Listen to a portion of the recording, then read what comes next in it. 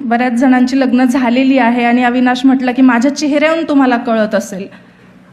बायकांना विनाकारण बदनाम करून ठेवलंय. पण तुम्हाला सांगते, आमच्या बायकांच्या नजरामध्ये ना, म्हणजे आपण जसं पुरुषांना बनवून ठेवतो, मला असं वाटतं की पुरुष हे फार हळवे आणि चांगले असतात, खूपच चांगले असतात आणि त्यांना बायको खूप आवडते, शेजारच्याची.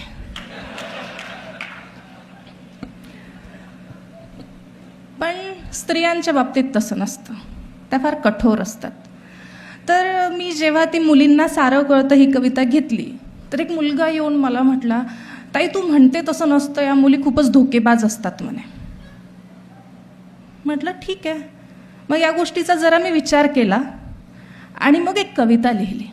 कवितेचं शीर्षकच आहे, या मुली फार धोकेबाज असतात.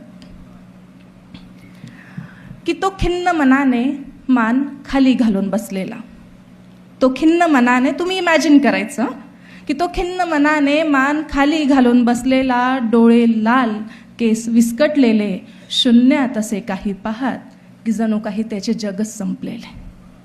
शून्यात असे काही पाहत की जणू काही त्याचे जगच संपलेले. मी जवळ जाऊन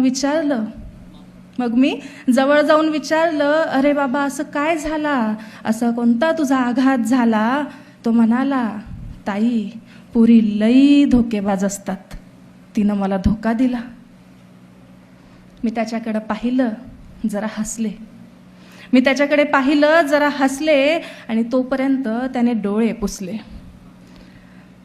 मी जरा थांबून विचार केला, पोरी धोकेबाज असतात.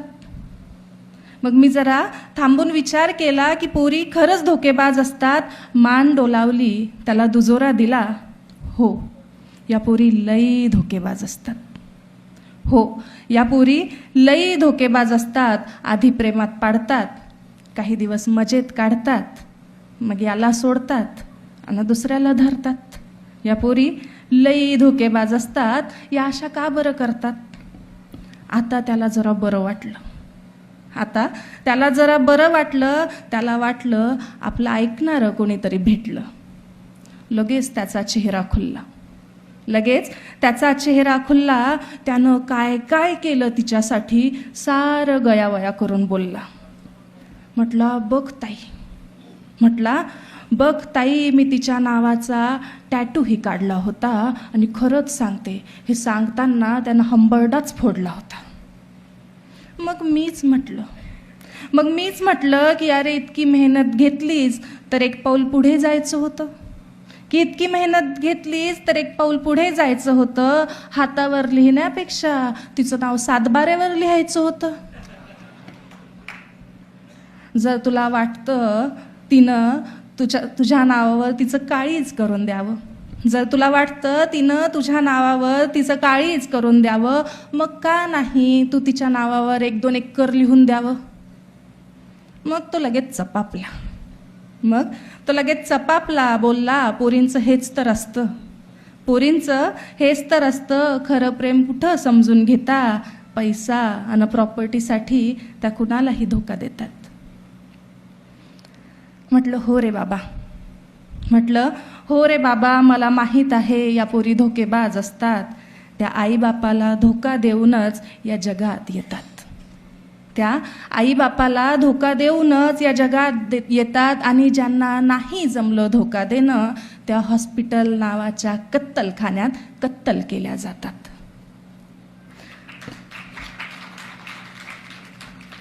तुम्हा मुलांसारखं पोरी उपास तापासाचं फळ नसतं. त्यांच्या वाट्याला वंशाचा दिवा नाव्याचं बळ नसतं. त्यांना आई बापाला काय, त्या देवालाही गंडून या जगात यावं लागतं आणि मग समोर येईल त्याला धोका देत देत जगावं लागतं. त्या प्रियकराला धोका देऊन कुठल्या तरी नोकरीवाल्याशी संधान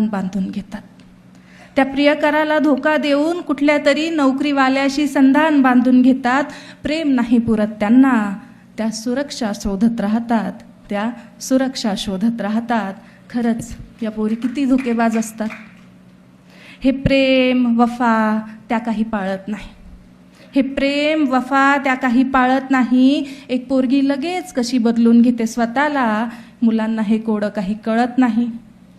पण कसं आहे ना दादा, पण कसं आहे ना, ज्यांनी प्रेमात स्वतःला झोकून दिलं त्यांच्या प्रियकराने त्यांना कोठ्यावर नेऊन फेकून दिलं.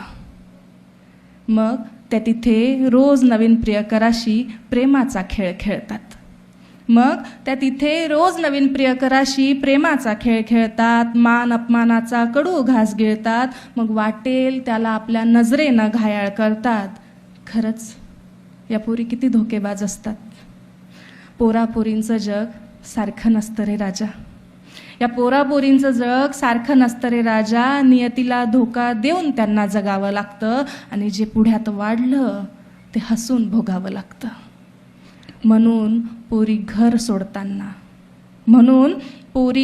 सोडताना प्रियकराला सोडताना मागे वळून पाहत नाही.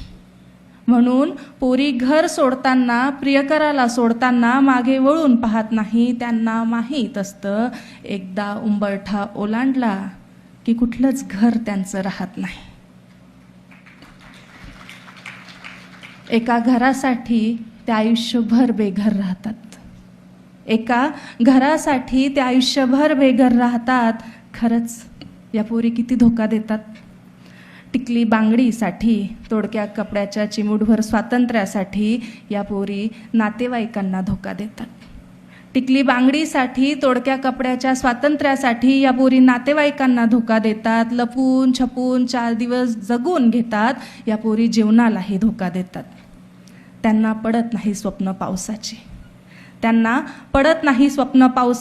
त्या आपल्या आतील हिरवळीला आतल्या आत गाडून घेतात. घट्ट दाटलेल्या ढगाला ठेंगा दाखवून आपले 4 थेंब गाळून घेतात. पुन्हा उभ्या राहतात. या पोरी पावसालाही धोका देतात. सासूरवाशीन पोरीला जेव्हा थकलेल्या बापाचा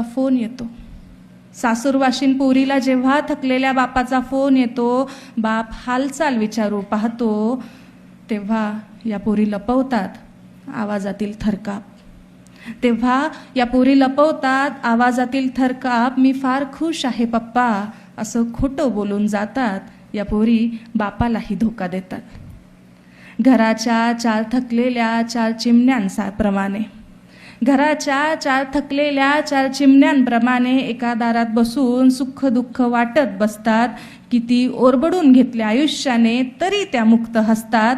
विरक्तीच्या आसक्तीच्या काळोख रात्री कशा काढल्या, त्या विरक्तीच्या आसक्तीच्या काळोख रात्री त्यांनी कशा काढल्या. त्या साऱ्या वेदना त्या लपवून घेतात.